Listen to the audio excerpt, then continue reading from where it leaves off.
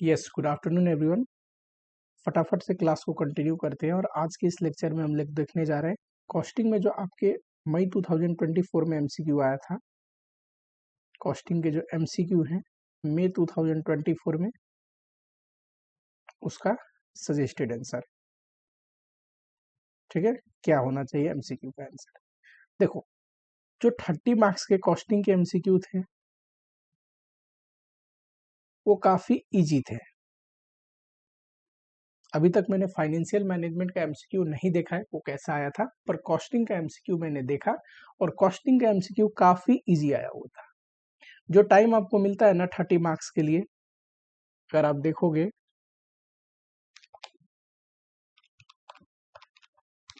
वो 54 मिनट्स मिलता है, करेक्ट, 30 मार्क्स का पेपर अटेंड करने के लिए। बट ये 30 मार्क्स के एमसीक्यू आराम से 30 मिनट्स में बन जाएंगे, आराम से वैसे टाइप के एमसीक्यू पूछे गए थे। ठीक, तो यानी कि एमसीक्यू में टाइम बचने वाला था। एमसीक्यू आसान था, करते हैं फटाफट से। जितना हमने पढ़ रखा है मोर देन सफिशिएंट पढ़ा है, उसके कम ही कंसेप्ट में एमसीक्यू बन जाएगा। पहला एमसीक्यू आया था क्वेश्चन नंबर 1 और ये एमसीक्यू था मटेरियल चैप्टर से। ठीक, मटेरियल चैप्टर में मैं एक बारी आपको ना कराने से पहले फटाफट चीजें याद भी दिला दे रहा हूँ कि कौन से टॉपिक से आया था और वहां पे हमने क्या पढ़ा था। उसके बाद अगर हम एमसीक्यू करेंगे तो आपको लिंक हो पाएगा कि हाँ जी टॉपिक ऐसा पढ़ा था हमने, और उसके बाद ये क्वेश्चन भी एज इट इज टॉपिक से आया हुआ है।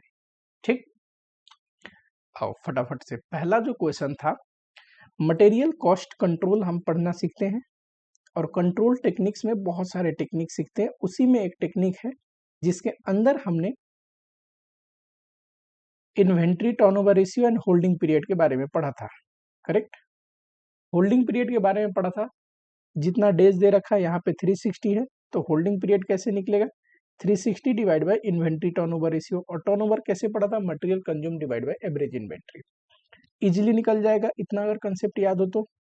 इन्वेंट्री टर्नओवर रेशियो पूछे तो मटेरियल कंज्यूम कैसे निकलता है, ओपनिंग स्टॉक दे रखा है, परचेज दे रखा है और क्लोजिंग दे रखा है। करो फटाफट से। तो 5,30,000 आया, divide by average inventory, opening plus closing divide by 2 होगा।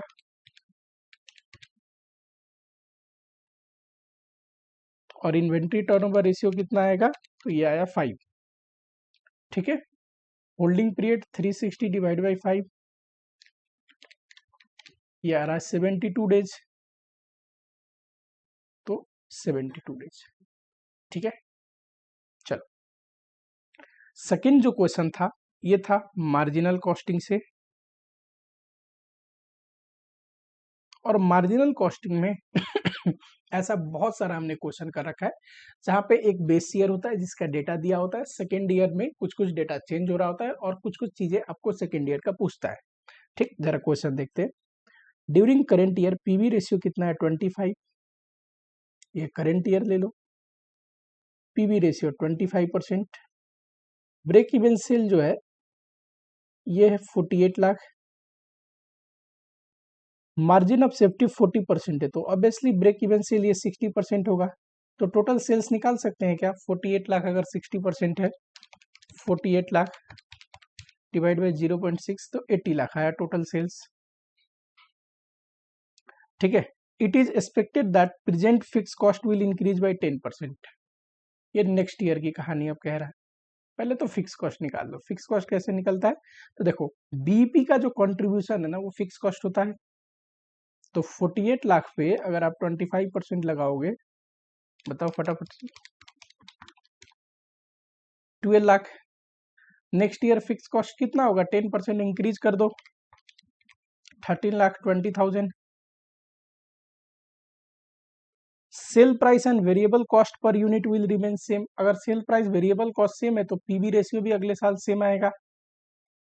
ठीक है, what will be the profit, profit निकालना है अगर एक्सपेक्टेड सेल वॉल्यूम 15% इंक्रीज होगा। सेल्स हमें पता है ये ओरिजिनल सेल है, इसमें 15% ऐड कर दीजिए, तो 80 लाख में 15% ऐड कर दोगे 92 लाख आएगा। अब बताओ प्रॉफिट पूछा है, बहुत आसान है। प्रॉफिट कैसे निकलता है, सेल्स में पीवी रेशियो इंटू करेंगे तो कंट्रीब्यूशन, माइनस फिक्स कॉस्ट करेंगे तो प्रॉफिट।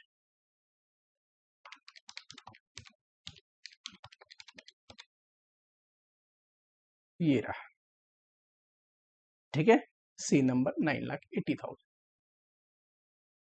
चलो थर्ड क्वेश्चन है स्टैंडर्ड कॉस्टिंग का। स्टैंडर्ड कॉस्टिंग में फिक्स ओवरहेड इफिशियंसी वेरिएंस पूछा है, बेहद ही आसान क्वेश्चन है। आपको याद होगा स्टैंडर्ड कॉस्टिंग में वर्किंग कैसे पढ़ाता था, ये अगर आपने मेरी लेक्चर देखा हो तो आपको याद आएगा ये चीजें। मैं यहाँ पे सिखाता था budgeted hour, actual hour, recovery rate, budgeted overhead, याद करो फटाफट से, एक्चुअल ओवरहेड, यहाँ पे स्टैंडर्ड आवर, रिकवर्ड। और क्या बोलता था, इफिशियंसी वेरिएंस कैसे निकलता है, this minus this, standard our minus actual our into recovery rate. यही पढ़ाया था, बताओ फटाफट से। हमारे जो क्वेश्चन में है बजटेड ओवरहेड दे रखा है, बजटेड आवर भी दे रखा है, रिकवरी रेट बताओ।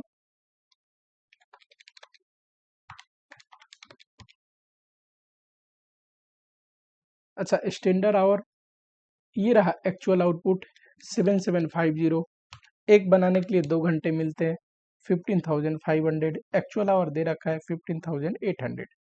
अब जरा करिए 15,500 minus 15,800 into recovery rate per hour जो कि है ये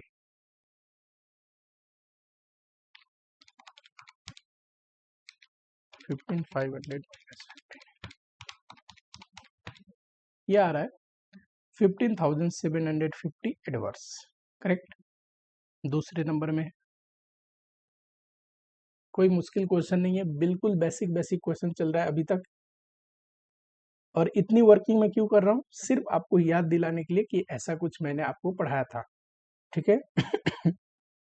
इतना वर्किंग करने की जरूरत नहीं, अल्टीमेटली आपको एमसीक्यू में आंसर टिक करना है जो कि करेक्ट होना चाहिए। ये आपके बुक में ऐसे टाइप का क्वेश्चन है, जब मैंने एमसीक्यू बनाया था प्रैक्टिकल उसमें भी डाला था। A worker is allowed, allowed का मतलब होता है स्टैंडर्ड आवर दे रखा है, to complete a job wage rate है 60,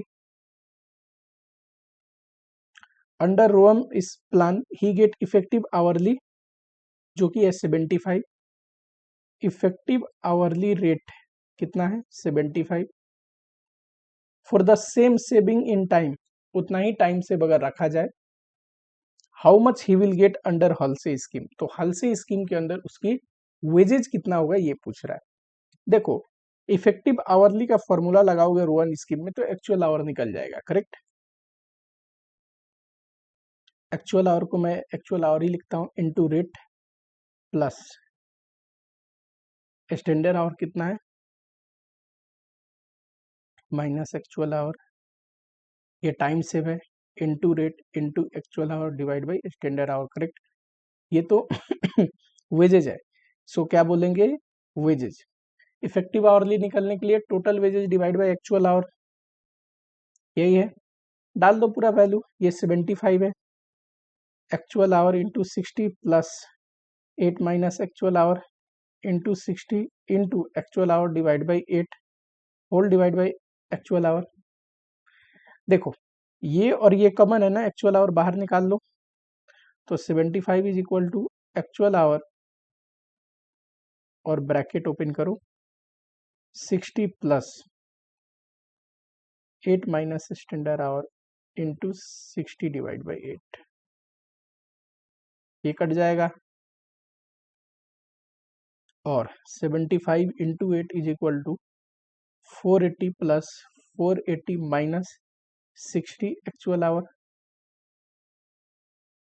और actual hour is equal to बताओ 75 इंटू 8 कितना होगा 600, 480 प्लस 480 माइनस 600 डिवाइड बाई 60, तो एक्चुअल आवर तो आएगा 6।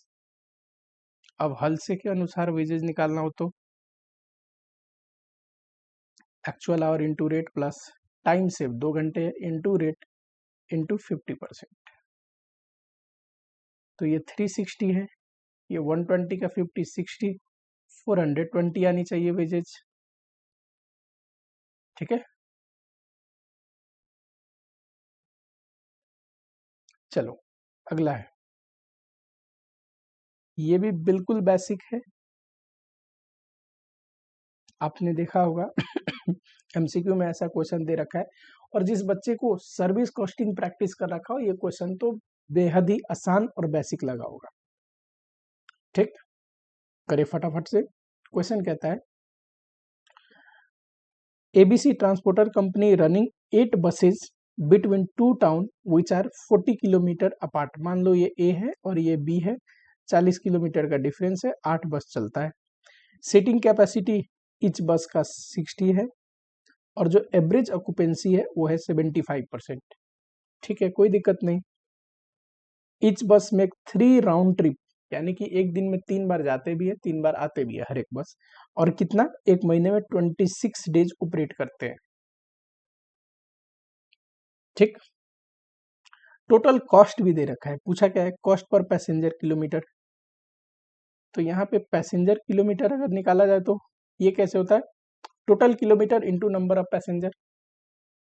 एक बस का देखना जरा, 60 है सीटिंग कैपेसिटी, ऑक्यूपेंसी से इंटू कर दोगे तो ये क्या आ गया, पैसेंजर आ जाएगा इससे, इंटू किलोमीटर। बताओ 40 किलोमीटर है, 3 राउंड ट्रिप लेते हैं तो 3 इंटू 2, ये तो एक दिन का है, महीने में 26 डेज। अब बताओ ये टोटल किलोमीटर और ये पैसेंजर, पैसेंजर किलोमीटर तो आया पर एक बस का आया, इंटू 8 करेंगे तो 8 बस का आ जाएगा। बोलो फटाफट से, 60 into 0.75 into 40 into 3 into 2 into 26 into 8,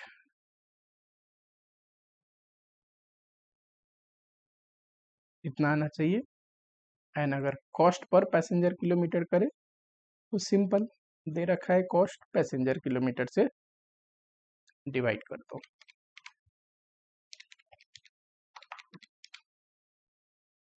round up करके 0.70 आएगा। Correct. Next question case study based question था और इसमें कितने पॉइंट थे, 6, 7, 8, 9, 10, 5 पॉइंट पूछा था। और पूछा क्या था, पूछा था कॉस्ट शीट। अब बताओ कॉस्ट शीट का जो बच्चा पढ़ के गया हो, कॉस्ट शीट वाले एमसीक्यू में ना है, नॉर्मल तो कॉस्ट शीट आपको पढ़ के जाना था और आता भी 10 नंबर का आता, तो 5 एमसीक्यू भी पूछा, तो कॉस्ट शीट भी बेहद आसान कॉस्ट शीट था। देखते हैं जरा, XYZ limited manufacturing company produces a product called MIZBON, मिजबॉन। अब देखो ये फिनिश गुड्स की बात कर रहा है, ठीक है, हम क्या बनाते हैं, मिजबॉन बनाते हैं, जिसमें 2 मटेरियल लगता है, material M and material B। इसमें 2 रॉ मटेरियल लगता है, एक M और दूसरा B। स्टैंडर्ड रिक्वायरमेंट जो है मिजबॉन के लिए 2.5 kg of M and 1 kg B का है एक यूनिट में, ठीक है। और ये इंफॉर्मेशन दे रखा है, जरा ध्यान से देखना। 5000 kg of raw material M purchase किया, परचेज प्राइस दे रखा है इतना, ठीक है। फ्रॉम, ये फ्रॉम होना चाहिए, फॉर्म हो गया, from GST registered supplier on which GST 5% लगा है, जो कि ये है। अब ये परचेज प्राइस है, अब इसमें जीएसटी इंक्लूड नहीं हो रखा, ठीक है। जीएसटी कब जोड़ेंगे, जब उसकी इनपुट टैक्स क्रेडिट हमें अवेलेबल ना हो। कह रहा है कि जीएसटी के लिए इनपुट टैक्स क्रेडिट अवेलेबल होगा, नहीं ऐड करेंगे और क्या। Rebate of 10,000 was allowed by supplier on purchase of material M। Purchase के टाइम में जो डिस्काउंट मिलता है उसको बच्चे बोलते हैं ट्रेड डिस्काउंट। मटेरियल चैप्टर के पहला लेक्चर में पढ़ाया था कि ट्रेड डिस्काउंट क्या होता है, परचेज प्राइस से रिड्यूस होता है।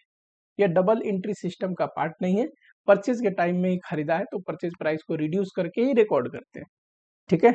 तो मटेरियल M का तो हो गया 8,40,000। 2,000 kg of material B purchase किया from a supply and not registered in GST, 90,000 का, ठीक है, कोई दिक्कत नहीं। अब जीएसटी रजिस्टर नहीं है तो हमने जीएसटी दिया ही नहीं होगा, ठीक।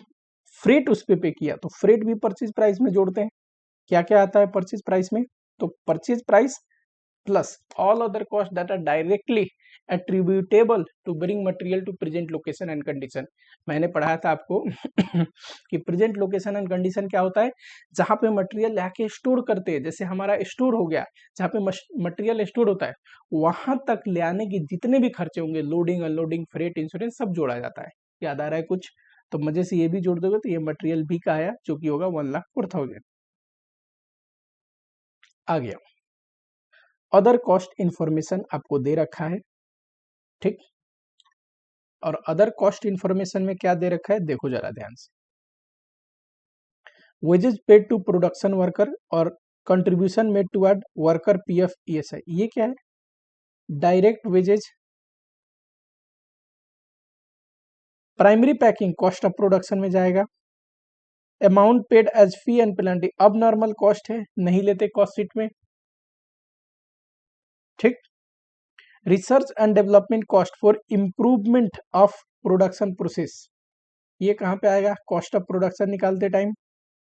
इंटरेस्ट, ये आता है कॉस्ट ऑफ सेल निकालते time. Expense paid for pollution control engineering and maintenance, याद करो जो सर्विस डिपार्टमेंट के खर्चे थे ना, जैसे टूल डिपार्टमेंट हो गया, पॉल्यूशन कंट्रोल डिपार्टमेंट हो गया, ये सारे फैक्ट्री ओवरहेड के पार्ट थे, ये मैंने पढ़ा रखा है आपको। फैक्ट्री सुपरवाइजर को वेजेस दे रहा है, ये factory overhead. Special moulds and pattern, ये क्या है? तो ये है direct expense. Lease rent of machinery and equipment, ये सारे फैक्ट्री एसेट है, फैक्ट्री ओवरहेड में जाएगा। एडमिनिस्ट्रेटिव ओवरहेड जनरल है, कॉस्ट ऑफ सेल निकालते टाइम काम आएगा। Company pays rent 1 lakh for 2000 square metre of factory premises. Administrative and sales department acquire 200 and 180 square metre respectively. कह रहा है एक फैक्ट्री की बिल्डिंग है, स्पेस है 2000 स्क्वायर मीटर का, ठीक है, उसके लिए हम 1 लाख रेंट भरते हैं। इसी में एडमिनिस्ट्रेटिव डिपार्टमेंट और सेल्स डिपार्टमेंट ने भी कुछ एरिया ले रखा है। Administrative department 200 and sales department 180। तो इनके हिस्से का तो जो रेंट है अपोर्शन करके इनमें जानी चाहिए। एडमिनिस्ट्रेटिव वाला एडमिनिस्ट्रेटिव एक्सपेंस का पार्ट होना चाहिए, और जो रेंट सेल्स डिपार्टमेंट के हिस्से में आ रहा है वो सेलिंग ओवरहेड का पार्ट होना चाहिए। सिंपल। तो रेंट जो 1 लाख का है ना, उसको बांटना है अपने को। कैसे? इसको बांटना है फैक्ट्री ओवरहेड में, एडमिनिस्ट्रेटिव ओवरहेड में एंड सेलिंग ओवरहेड में, करेक्ट। फैक्ट्री ओवरहेड के हिस्से में कितना आएगा? देखो ये 1 लाख कितने का है? 2000 स्क्वायर मीटर का। अब बताओ 2000 में से 200 तो एडमिनिस्ट्रेटिव, 180 ये, तो फैक्ट्री के लिए 1620 स्क्वायर मीटर कैसे निकालोगे? सर 1 लाख अगर 2000 का है तो 1620 का कितना? बताओ फटाफट से। ऐसा क्वेश्चन पास्ट में आ रखा है, आप लोगों को कुछ भी नया नहीं लगा होगा, क्योंकि ऐसा पॉइंट दिया ही नहीं है जो कोई नया पॉइंट हो, ठीक। Similarly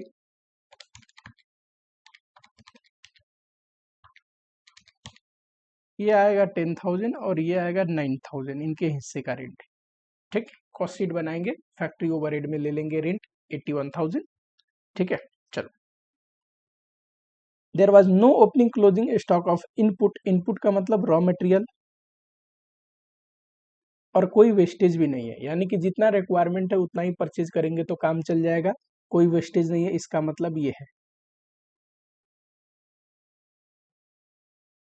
stock of finish goods, इतना यूनिट बचा है, एक्चुअल प्रोडक्शन इतना था। अब बताओ प्रोडक्शन कितना है? ये तो प्रोडक्शन कॉस्ट तो इस पे लगेगा, लेकिन सेल कितना हुआ होगा? 1920। क्यों? क्योंकि क्लोजिंग स्टॉक 80 यूनिट है ना, ठीक। ओपनिंग स्टॉक तो कुछ था ही नहीं, ठीक है। अगर कोई सेलिंग एक्सपेंस है जो कि पर यूनिट है तो इस पे लगेगा, नीचे दे रखा है देखो, selling and distribution expense excluding sales office rent, ये जो रेंट आपने निकाला था इसके अलावा, ठीक है, कितना है? 8 पर यूनिट सोल्ड। तो 1920 इंटू 8 करोगे कितना आएगा? देखो 15,360, ठीक। During the month of March company paid instalment of advance tax, देखो कॉस्ट शीट में लेते क्या है, जो हमारा प्रोडक्ट है ना, चाहे वो गुड्स हो या सर्विस, उससे रिलेटेड सारे खर्चे और उससे रिलेटेड रेवेन्यू और सारे कंपनी लेवल पे जो ट्रांजेक्शन होते हैं वो कॉस्ट शीट का पार्ट नहीं बनता। ये हम कॉस्ट अकाउंटिंग सिस्टम में भी पढ़ते हैं कि जो कॉस्ट अकाउंटिंग है इसमें सिर्फ जो हमारा प्रोडक्ट है उससे रिलेटेड खर्चे, उससे रिलेटेड रेवेन्यू हम रिकॉर्ड करते हैं। तो ये यहाँ पे कॉस्ट शीट में नहीं आएगा, ठीक है। प्रॉफिट इतना एक्सपेक्ट कर रहे हैं तो कॉस्ट ऑफ सेल में प्रॉफिट जोड़ेंगे तो क्या आ जाएगा, सेल्स आ जाएगा। इतना पढ़ने के बाद फटाफट से मैं जरा यहाँ कॉस्ट शीट बना सकता हूँ क्या समरी वे में?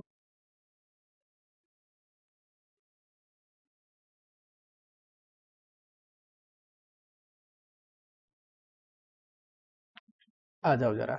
अगर आप कॉस्ट शीट बनाओ, मटेरियल ए है 8,40,000 का, मटेरियल बी आपको फेयरली बनाने की जरूरत नहीं क्योंकि आपको तो एमसीक्यू टिक करना है बस, 1,04,000 का, ठीक है। तो ये मटेरियल कंज्यूम्ड आ जाएगा, बताओ 8,40,000 प्लस 1,04,000 करोगे तो ये आ जाएगा मटेरियल कंज्यूम्ड, ठीक। इसमें डायरेक्ट वेजेस जोड़ दोगे जो कि कितना है, देखो ध्यान से, ये रहा 480 प्लस 59, 4,80,000 प्लस 59,000, और डायरेक्ट एक्सपेंस भी जोड़ दोगे, एक माउल्ट्स वगैरह था ना, डायरेक्ट एक्सपेंस कहाँ पे, ये रहा माउल्ट्स एंड पैटर्न 4,000, तो क्या आ जाएगा प्राइम कॉस्ट, करो जरा,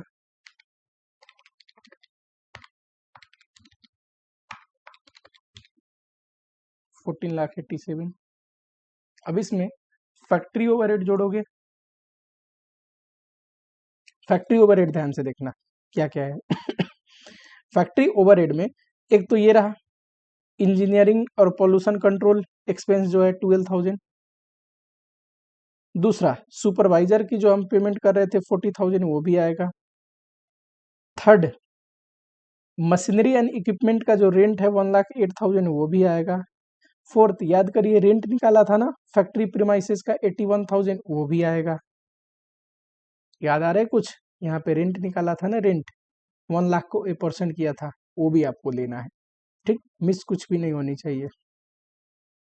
तो ये क्या जाएगा factory cost, gross factory cost क्यों नहीं, क्योंकि हमारे पास WIP का कोई स्टॉक नहीं है।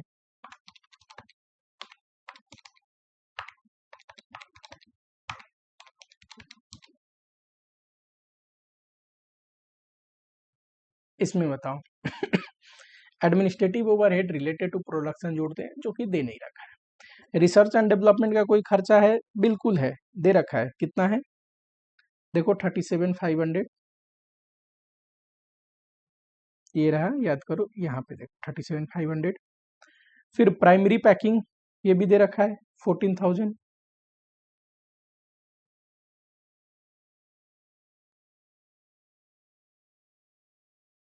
ठीक है।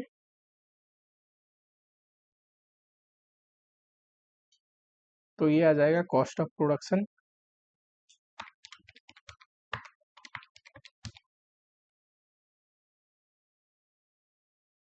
कॉस्ट ऑफ प्रोडक्शन में ओपनिंग क्लोजिंग स्टॉक की वैल्यूएशन जोड़ते हैं और क्लोजिंग स्टॉक, अगर opening value of finish goods का जोड़ते हैं और क्लोजिंग जो वैल्यू होगा फिनिश गुड्स का जो क्लोजिंग स्टॉक है उसकी वैल्यू घटाएंगे तो आता है कॉस्ट ऑफ गुड्स सोल्ड, ठीक है। तो क्लोजिंग स्टॉक अपने पास पड़ा है।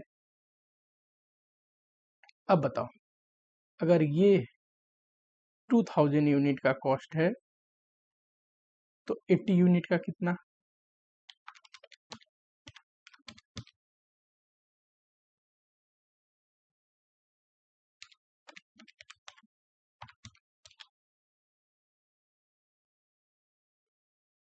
ये आया कॉस्ट ऑफ गुड्स सोल्ड, ठीक है। इसमें जनरल एडमिनिस्ट्रेटिव एक्सपेंस जोड़ोगे, ये रहा, ठीक है उसके बाद एक था ना एडमिनिस्ट्रेटिव डिपार्टमेंट के हिस्से का रेंट, वो भी जोड़ोगे, सेलिंग डिपार्टमेंट का हिस्से का रेंट वो भी जोड़ोगे, सेलिंग एंड डिस्ट्रीब्यूशन एक्सपेंस हमने निकाला था 15,360 ये भी जोड़ोगे, एक और था ना इंटरेस्ट, याद करो ये रहा, इंटरेस्ट 18,000 ये भी जोड़ोगे तो पता है ये क्या आता है, ये आता है cost of sale 17,08,320 plus 21,840 plus 10,000 plus 9,000 plus 15,360 plus 18,000।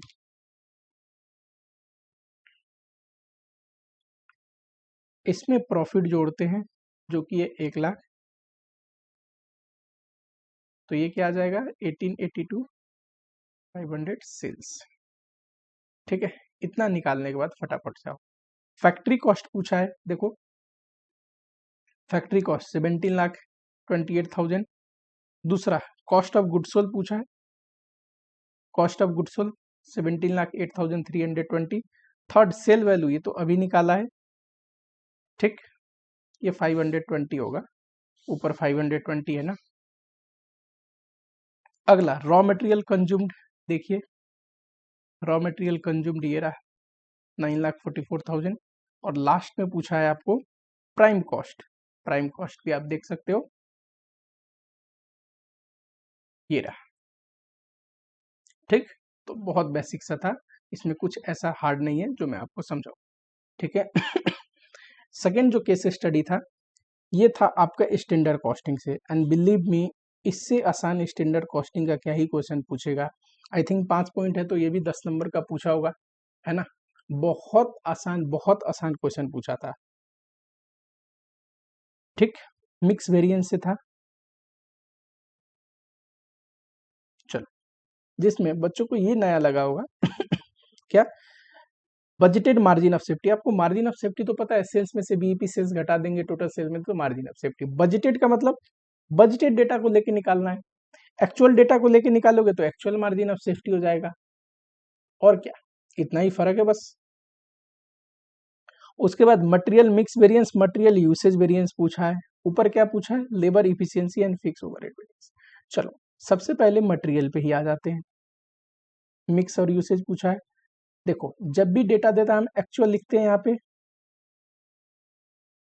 Actual दे रखा है ए मटेरियल बी 9,400 एंड 8,900, 22 का रेट 9 का रेट, यही है। हाँ, स्टैंडर्ड अगर आप निकालोगे तो जिस फॉर्मेट में देखो मैंने पढ़ा है उसी फॉर्मेट में करा रहा हूँ। एक्चुअली में 900 प्रोड्यूस एंड सेल हुआ है, तो स्टैंडर्ड भी 900 का निकालना है। अब देखो एक यूनिट बनाने के लिए 10 kg ये लगता है 10 बी, तो 900 बनाने के लिए 9,000 ये लगेगा 9,000 बी, ये 20 का रेट है, ये 10 का, ये बताओ कितना आएगा।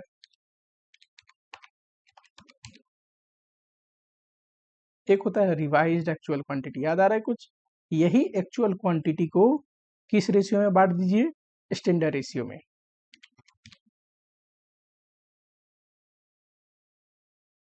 मिक्स वेरिएंस पूछा है, इसका डिफरेंस मिक्स होता है। यूसेज पूछा है, इसका डिफरेंस यूसेज होता है। निकाल नहीं लोगे, आओ जरा। मिक्स अगर बोले तो बताओ, रिवाइज्ड एक्चुअल क्वांटिटी और एक्चुअल क्वांटिटी का डिफरेंस, तो 9150 minus 9400 into standard rate, plus B का बोलो 9150 माइनस 8900 इंटू स्टैंडर्ड रेट। करो बताओ फटाफट से।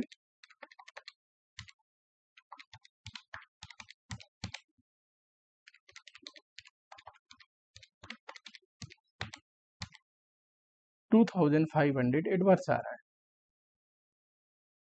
ठीक है, तो 2,500 एडवर्स। सेकेंड यूसेज पूछा था ना, और यूसेज क्या होता है, standard quantity minus actual quantity. A के लिए बोलो स्टैंडर्ड कितना है 9,000, एक्चुअल कितना है ये रहा, इंटू स्टैंडर्ड रेट। बी का बोलो स्टैंडर्ड कितना है 9,000, एक्चुअल कितना है ये रहा, इंटू स्टैंडर्ड रेट। टोटल कर दो,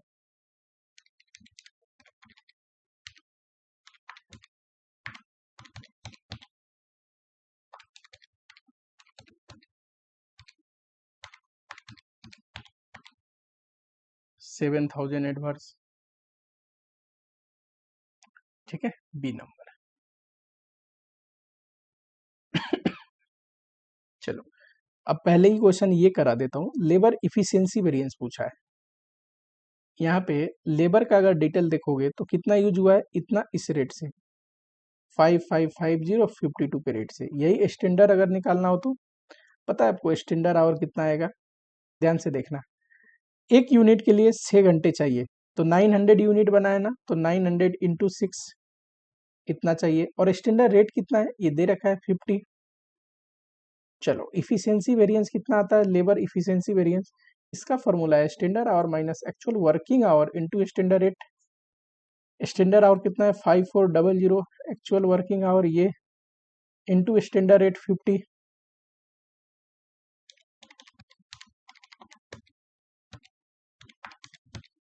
7500 एडवर्स है। ये तो फर्स्ट रिक्वायरमेंट है क्वेश्चन का, ठीक। अब देखो दो तो ऐसे ही इलिमिनेट हो गए क्योंकि इनमें ये फेवरेबल है। अब बच्चा ए और सी में से कोई, ए और डी में से कोई आंसर होनी चाहिए। सेकंड पूछा है फिक्स ओवरहेड वॉल्यूम वेरिएंस, याद करिए वो जो डायग्राम मैंने अभी सिखाया था थोड़ी देर पहले। यहाँ पे होता है बजटेड, याद करो, यहाँ पे होता है रिकवर्ड, इनका डिफरेंस वॉल्यूम होता था। वॉल्यूम के दो हिस्से इफिशियंसी एंड कैलेंडर, कैलेंडर का भी दो हिस्सा, बताओ क्या, efficiency and capacity, sorry capacity का calendar and revised capacity. Volume variance recovered minus budgeted overhead से वॉल्यूम वेरिएंस आता है। रिकवर्ड कैसे आता है, standard hour into recovery rate, ठीक है। आओ जरा बजटेड देखते हैं सबसे पहले। बजटेड आउटपुट इतना था और रेट इतना था, तो 140 इंटू 1000 करोगे तो टोटल बजटेड ओवर रेट तो पता है अपने को कितना, 1,40,000। रिकवर्ड निकालना है। अच्छा बजटेड आवर और यहाँ पे रिकवरी रेट कर दूं, देखो बजटेड आवर देखो 1000 बनाने एक के लिए 6 घंटे मिलता है, 6000 आएगा। तो रिकवरी रेट कितना आया, 1,40,000 डिवाइड बाई 6000, 23.333, ठीक। स्टैंडर्ड आवर 5400 अभी निकाला था ऊपर, ठीक है, इंटू 23.333, बताओ ये तो आया 1,26,000। अब 1,26,000 से 1,14,000 घटाओगे तो क्या आएगा, 14,000 एडवर्स। ये रहा पहला। चलो budgeted margin of safety, margin of safety कैसे निकलता है, total sale minus BEP sale, क्योंकि यूनिट में पूछा है तो यूनिट में निकालने के लिए total sale minus BEP cell.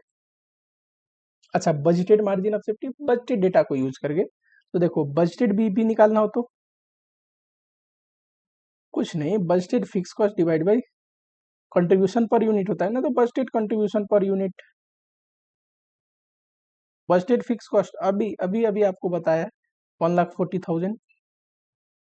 Budgeted contribution हमारे लिए सेल प्राइस ये है, वन दे रखा है क्वेश्चन में 1,010 रुपीज।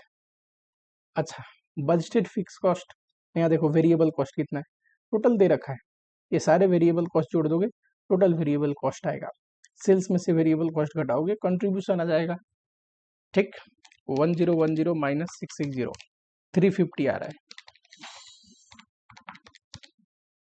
400 यूनिट्स। तो मार्जिन ऑफ सेफ्टी कैसे आएगा, टोटल सेल कौन सा, बजटेड, सारे बजटेड डेटा को लेंगे, हमने बजटेड सेल लिया था 1000 माइनस 400 घटाएंगे 6000 यूनिट, 600 यूनिट आएगा, करेक्ट।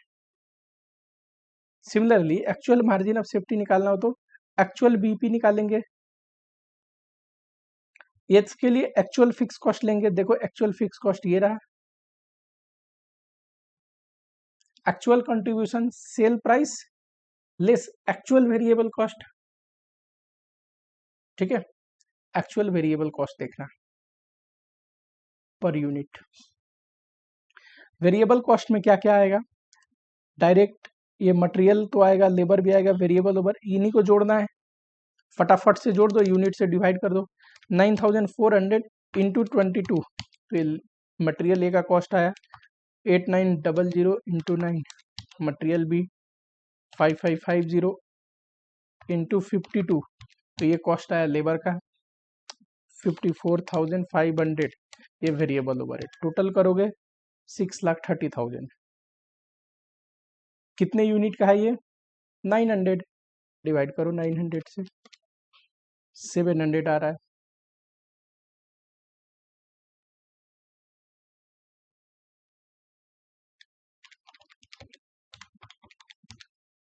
$500 यूनिट आ रहा है। अब बताओ, ये तो बीईपी है, टोटल सेल कितना है एक्चुअल? 900, बीईपी कितना है? 500, तो मार्जिन ऑफ सेफ्टी कितना होगा? 400। ठीक है, आई थिंक यही था आपका एमसीक्यू।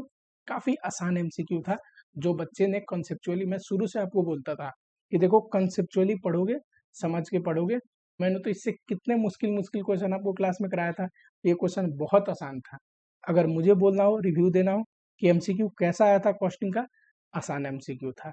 30 में से 30 आउट ऑफ 30 स्कोर करने जैसा एमसीक्यू था। इसमें मिस्टेक होने के चांस कम होने चाहिए। ठीक, चलो मिलता हूँ आप लोगों से नेक्स्ट वीडियो में। नेक्स्ट वीडियो जो होगा वो डिस्कशन होगी एग्जामिनेशन पैटर्न के ऊपर कि क्यों ऐसा पैटर्न पूछ रहा है इंस्टीट्यूट, आगे कैसे आपको अप्रोच करना है, एग्जाम अगर आपका अच्छा नहीं गया तो आपको क्या करना चाहिए। ठीक है, मिलता हूँ आप लोगों से नेक्स्ट वीडियोज में। चलो।